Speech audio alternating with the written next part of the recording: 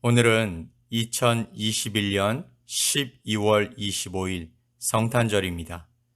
우리 마음을 모아 기도하심으로 우리 하나님 앞에 예배 드리며 나아가겠습니다. 함께 기도합시다. 찬송하리로다. 주 이스라엘의 하나님이여, 그 백성을 돌보사 속량하시며 우리를 위하여 구원의 뿔을 그 종 다윗의 집에 일으키셨으니 그러므로 주께서 친히 징조를 너희에게 주실 것이라. 보라, 처녀가 잉태하여 아들을 낳을 것이요 그의 이름을 임마누엘이라 하리라. 아멘. 우리를 위해 이 땅에 오신 예수님을 찬양합니다. 낮고 천한 자리로 내려오셔서 우리를 사랑해 주신 그 놀라운 사랑에 감사드립니다.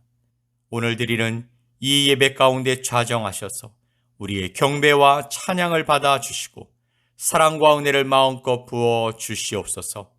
세상의 빛으로 오신 주님을 만남으로 우리의 어두운 마음과 삶의 지경이 다시 밝아지게 하시고 모든 묶였던 문제들이 풀려지는 놀라운 은혜를 경험하게 하여 주시옵소서. 세상의 소망 되시고 구원 되시는 예수 그리스도의 이름으로 기도 올리옵나이다. 아멘.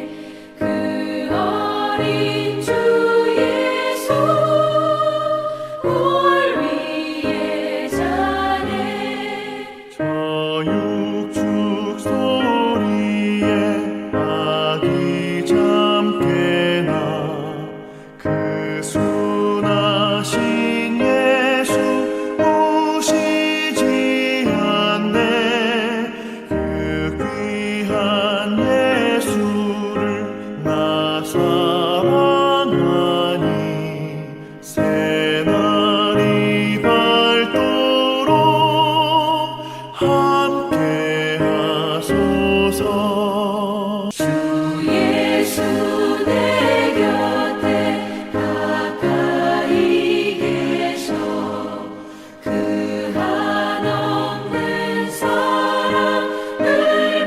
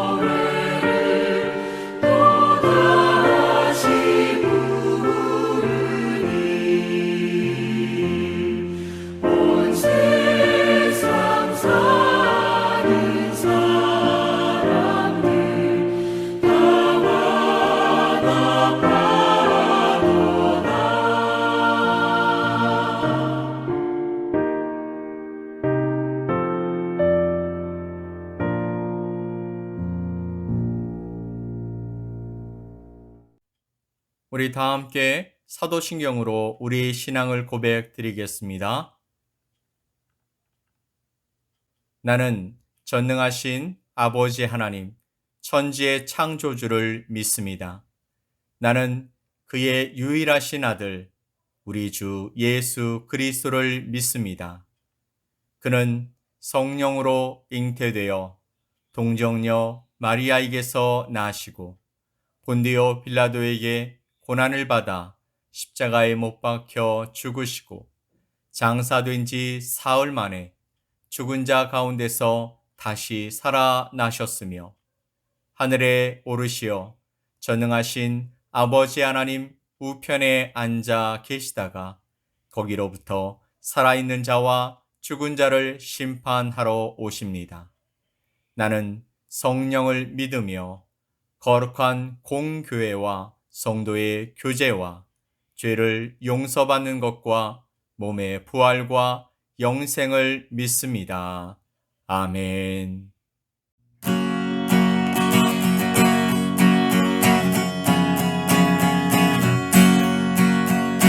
전능왕 오셔서 주 이름 찬송케 하옵소서. 영광과 권능의 성부여 오셔서 우리를 다스려 주옵소서. 항생한 성자여 오셔서 기도를 들으소서.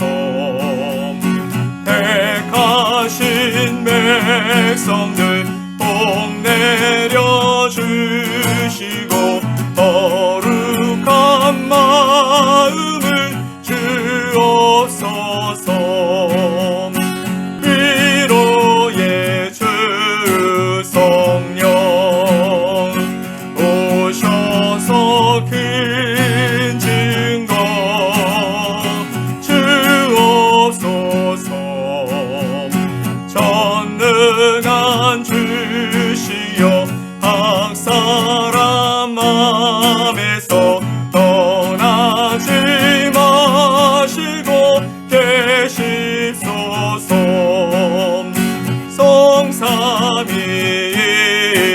성삼위일체께 한없는 찬송을 드립니다. 존귀한 주님을 영광 중 배웠고 영원히 모시게 하옵소서.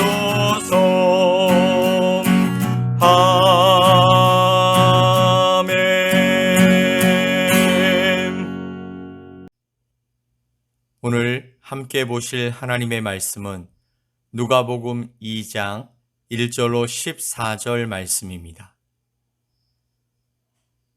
누가복음 2장 1절로 14절 말씀을 우리 함께 보겠습니다.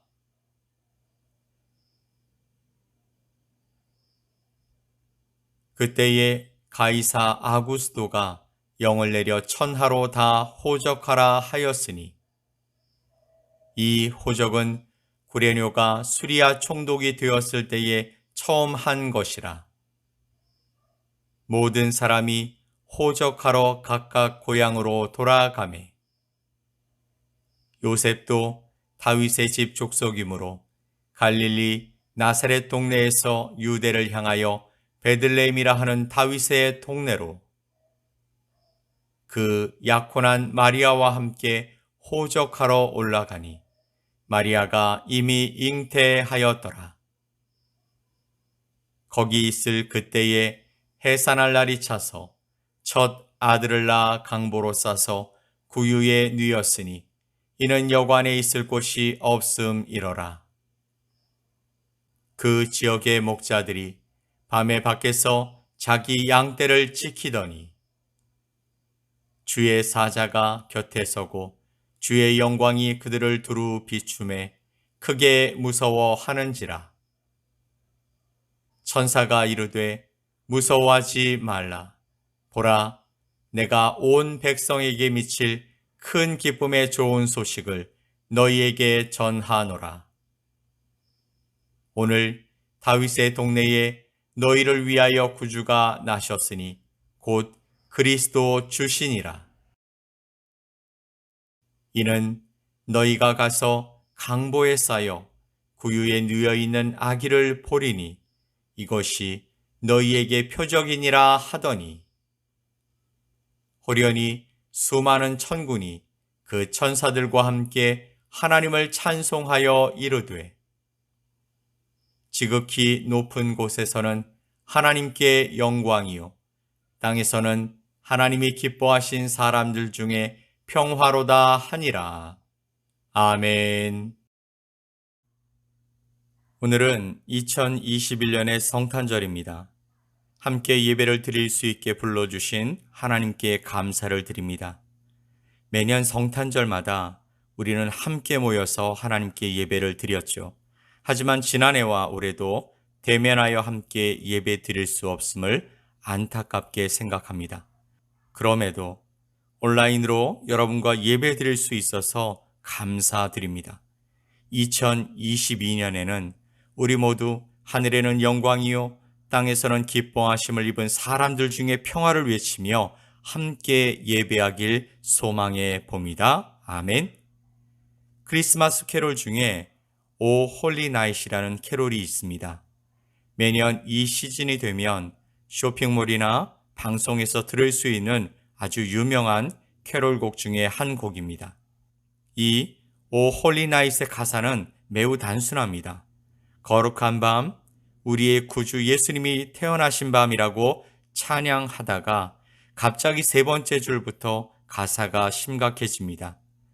오랫동안 죄악에 얽매여서 헤매던 죄인 위에 오셨네.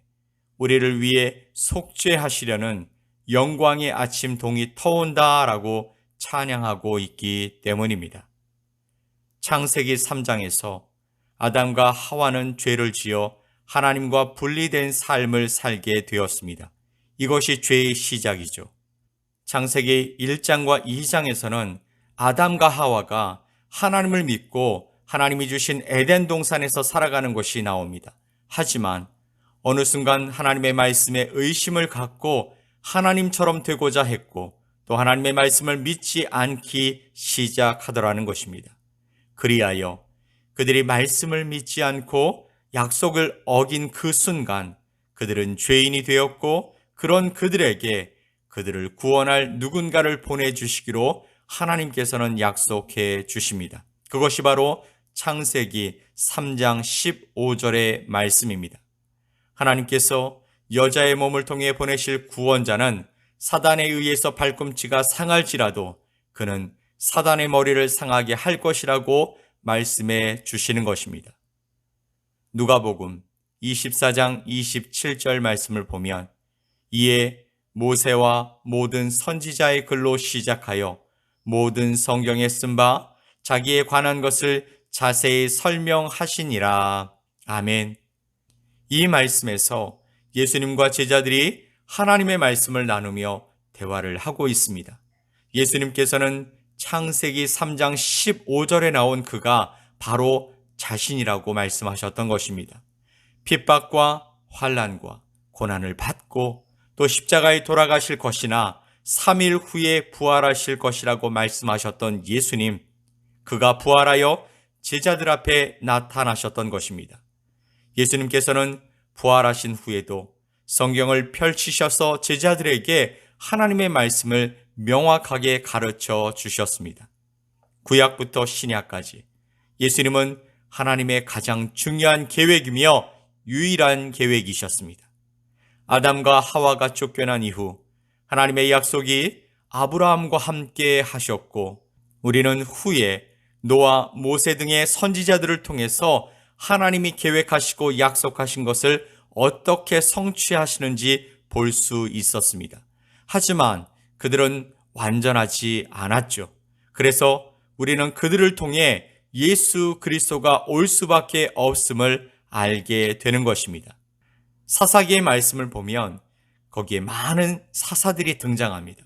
그들은 왕이 없던 시대에 하나님의 마음을 가지고 하나님의 백성들을 구원하는 역할을 담당했지만 그들 또한 구원이 필요한 존재들이었습니다. 왜냐하면 그들 또한 문제를 가지고 있었던 사람들이었기 때문이죠.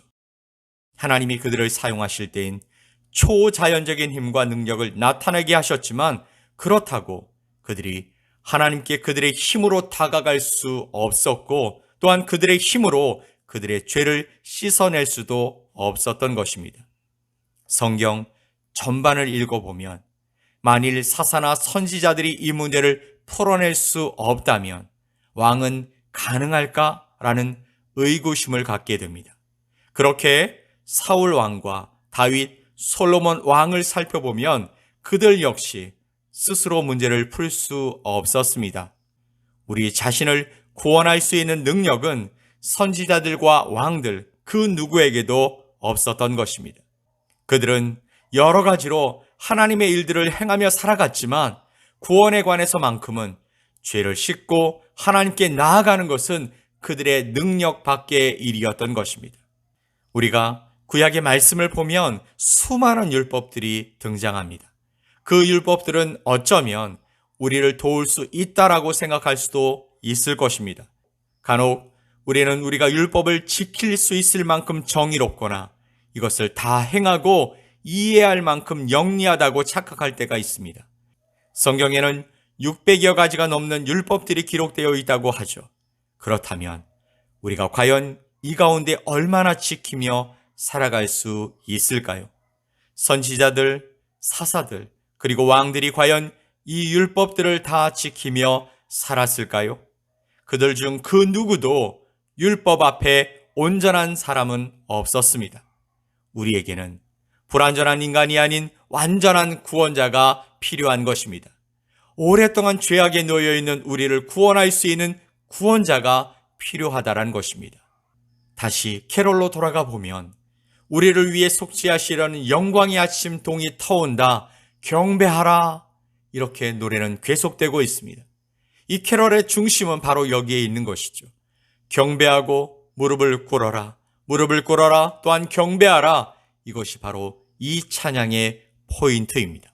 이것이 바로 우리가 예수님께 나아가고 예수님께 반응하는 올바른 방법인 것입니다. 예수 그리스도가 이 땅에 오시기 전 요한이 있었습니다. 그는 예수님이 태어나시기 6개월 전에 태어난 사람입니다. 그가 바로 세례 요한이었습니다.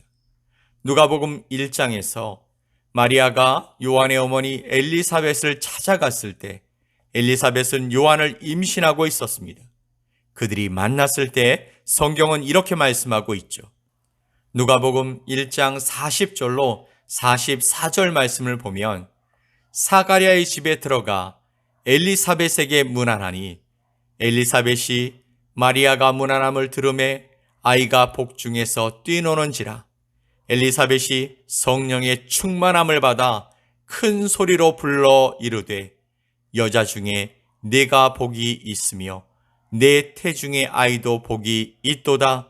내 주의 어머니가 내게 나아오니 이 어찌 된 일인가 보라. 내 문안하는 소리가 내 귀에 들릴 때에 아이가 내 복중에서 기쁨으로 뛰노라도다. 아멘. 복중의 요한은 예수 그리스도를 알아봅니다. 그리고 뱃속에서 반응하며 예수님께 경배했습니다. 태동을 느낀 엘리사벳 역시 예수님을 위해 함께 기뻐했다라고 성경은 말씀하고 있습니다. 마태복음 21장 9절 말씀을 보면 예수님께서 예루살렘에 입성하시는 모습을 보게 됩니다. 많은 사람들은 호산나를 외치며 종려나무 가지를 흔들면서 예수 그리스도를 경배하고 왕 중의 왕이라고 외치며 예수님을 맞이했습니다.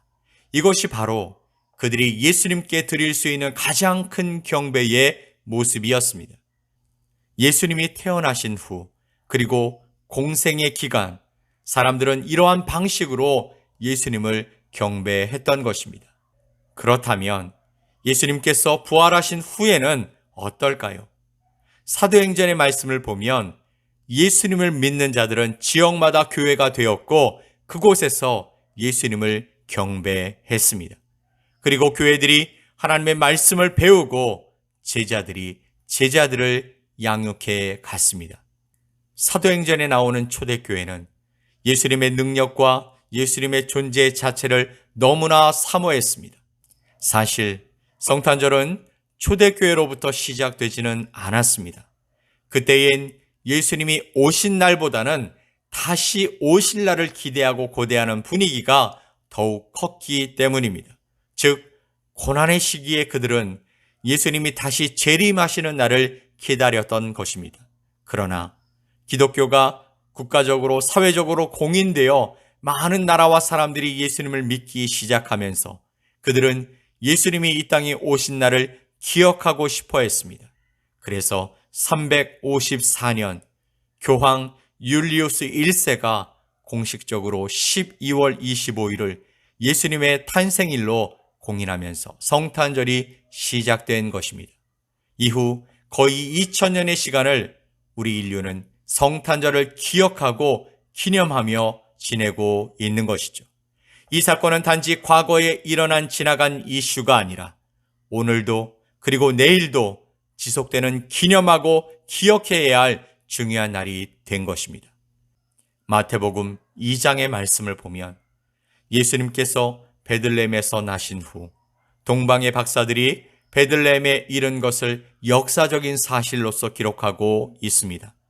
마태복음 2장 1절과 2절 말씀을 보면 헤롯 왕 때에 예수께서 유대 베들레헴에서 나심에 동방으로부터 박사들이 예루살렘에 이르러 말하되 유대인의 왕으로 나신 이가 어디 계시냐? 우리가 동방에서 그의 별을 보고 그에게 경배하러 왔노라 하니 라고 하며 예수님을 찾아뵙고 경배하며 떠나갔습니다.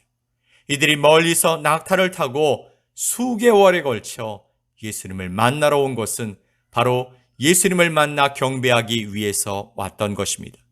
이처럼 성경을 읽다 보면 예수님을 경배하는 것이 참으로 중요한 일인 것임을 알 수 있게 됩니다.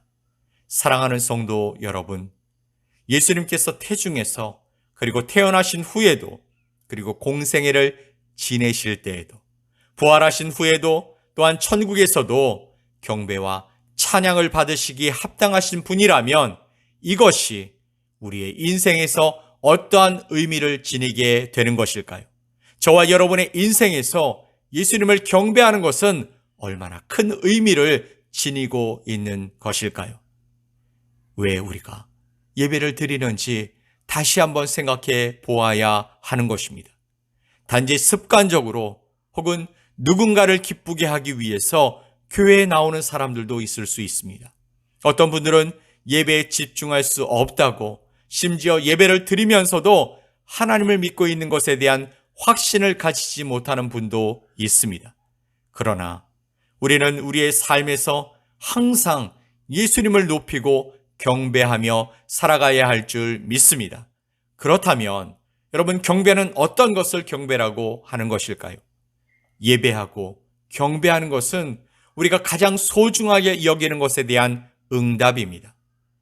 존 파이퍼 목사님은 하나님께서는 우리가 예수 그리스도 안에서 가장 만족하고 가장 감사하며 살아갈 때 가장 영광 받으신다라고 말씀하셨습니다. 우리가 많은 예배를 드리고 수많은 예배자들을 만날 수 있습니다. 하지만 모든 이들이 예수 그리스도를 경배하고 예배하는 것은 아닙니다. 어떤 이들에게 예배의 대상은 스포츠팀 혹은 그들이 좋아하는 아티스트가 되기도 합니다. 또 어떤 이들에게 돈은 때로 경배와 찬양의 대상이 됩니다. 하지만 여러분, 돈은 결코 경배와 예배의 대상이 될 수는 없습니다. 디모데전서 1장 6절 말씀을 보면 돈을 사랑하는 마음 자체가 악의 근원이라고 말씀하고 있기 때문입니다. 우리는 우리의 악을 제거하실 수 있는 유일한 구원자 예수님만을 경배해야 하는 것입니다. 악을 더해줄 돈을 사랑하거나 하나님을 대신할 다른 대상을 예배하는 것은 우상을 섬기는 것이기 때문이죠. 또 어떤 이에게는 사랑하는 이가 삶의 중심을 차지하기도 합니다. 솔직하게 인간의 사랑은 참으로 유한합니다. 영원할 수 없습니다. 물론 우리가 하나님 안에서 서로 사랑하는 것은 너무나 중요합니다. 그렇지만 하나님처럼 영원히 우리를 사랑하시며 우리를 구원해 줄 수 있는 사람은 아무도 없습니다. 이처럼 세상은 우리들에게 수많은 것을 제시하며 중요한 것을 소유하라고 요구하고 있습니다. 하지만 우리에게 가장 중요한 것은 오직 하나뿐입니다. 그것은 바로 예수 그리스도 오직 한 분인 줄 믿습니다. 예수님을 얻으면 온 세상을 얻은 것이고 예수님을 잃으면 온 세상을 얻고도 다 잃은 것이 되기 때문입니다. 그처럼 예수님은 우리 삶에서 가장 중요한 분인 줄 믿습니다. 그래서 예수님을 경배하는 것, 그리고 예배하는 것, 이것이 우리 삶의 중심이 되어야 하는 줄 믿습니다. 아멘. 동방의 박사들은요, 예수님을 경배하기 위해서 베들레헴에 찾아왔습니다. 그들은 예수님을 유대의 왕이라고 불렀습니다. 마국간에 누이신 아기 예수님을 왕처럼 대하면서 귀한 선물을 아기 예수님께 드렸던 것입니다. 마태복음 2장 10절 말씀을 보면 그들이 별을 보고 매우 기뻐하며 즐거워하였다라고 말씀하고 있습니다. 그들은 구원자를 향한 갈망과 기대를 가지고 있었던 것입니다. 인간들이 얼마나 헛된 것을 추구하며 허망한 것을 추구하는지를 알고 있었기에 이들은 구원할 구원자를 그렇게 갈망하며 먼 길을 달려왔을 것입니다. 사랑하는 성도 여러분, 독생자 예수님께 예배하는 것은 우리의 완벽한 기쁨인 줄 믿습니다. 아멘. 예수 그리스도를 통한 구원의 계획을 이루신 하나님께 감사하며 나가야 하는 것이죠. 예수 그리스도를 통한 믿음을 통해 구원의 선물을 주신 하나님께 우리는 경배하며 나가야 할 줄 믿습니다. 예수님을 경배하고 예배하는 것이 우리의 삶이 되기를 간절히 소망합니다. 아멘. 우리 삶에서 가장 중요한 것, 그것은 우리의 예배를 받으시기에 합당하신 분에게 예배 드리는 것입니다. 그러므로 성탄절의 진정한 의미를 알고 오직 우리의 경배와 찬양을 받으시기에 합당하신 분 예수 그리스도께 드리는 복된 시간이 되기를 간절히 축복합니다. 아멘. 우리 함께 기도합시다. 예수님, 우리의 마음과 중심을 모아 찬양과 영광과 존귀를 올려드리오니 홀로 영광받아 주시옵소서. 죽음을 통해 생명을 주시려 이 땅에 내려오신 그 사랑을 기억하고 감사하면서 우리도 우리의 삶을 다해 주님을 높이며 살아가게 하여 주시옵소서. 주님, 지금 이 땅에 태풍의 피해로 고통당하는 많은 이웃들이 있습니다. 그들 가운데 하나님의 사랑과 은혜로 임재하여 주셔서 그들의 모든 고통과 고난을 친히 담당해 주시고 위로해 주시며 믿는 자들이 함께 고통을 나누는 사랑의 손길이 일어날 수 있도록 도와주시옵소서. 주님의 평화와 치유와 자유가 온전히 이 땅에 가득하게 하여 주시옵소서. 이제는 구원의 놀라운 계획을 가지고 이 땅에 인간의 몸을 입고 오신 예수님의 크신 은혜와 구원의 모든 예언을 완벽하게 이뤄 가신 하나님 아버지의 놀라우신 사랑과 성령님의 역사가 성탄절을 맞아 이 땅을 사랑하시는 하나님의 사랑과 은혜를 기억하고 기념하여 예배하는 모든 주님의 백성들을 위해, 특별히 태풍의 피해로 하루하루 말할 수 없는 고난 중에 하나님의 도우심을 구하는 주님의 자녀들 위해 이제로부터 영원토록 함께 있을지어다. 아멘.